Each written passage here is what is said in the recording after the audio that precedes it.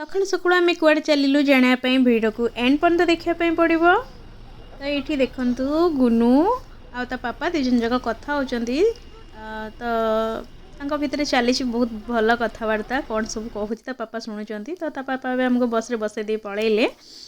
तापर आम दीज जाक जाऊँ गुनू बहुत एक्साइटेड जस्ट बिकज कि सी फर्स्ट टाइम बस रे बसुची आ गाँव जो भ्यूज माने से सब बहुत से एंजॉय करी करी करी करी जाऊँगी।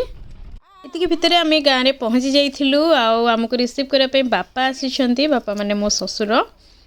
तापर ये बापा को देखिकी गुनू बहुत एक्साइटेड बापा भी बहुत खुशी माने गुनू को देखिकी।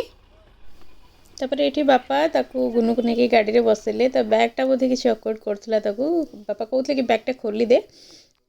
ये भितर कथार कथार आम पहुँची जाइलु घरे घरे गला बेलू सासुमा जेहेतु माणबसा थिला से तो बहुत व्यस्त थिले। तापरे मु फटाफट लुगा चेंज करके मु भी जाइए रोसई रे बसीगली।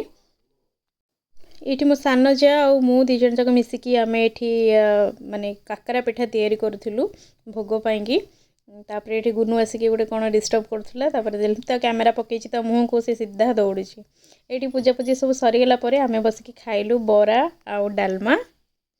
बरा डालमा बहुत ही टेस्टी होता से दिन मम्मी करते बहुत भल लगुला सबकि। तो मुझे सान जाक कहती कि आमर गोटे कुकुर अच्छी कहली कि सोफी बरा खाइब से कहला ना।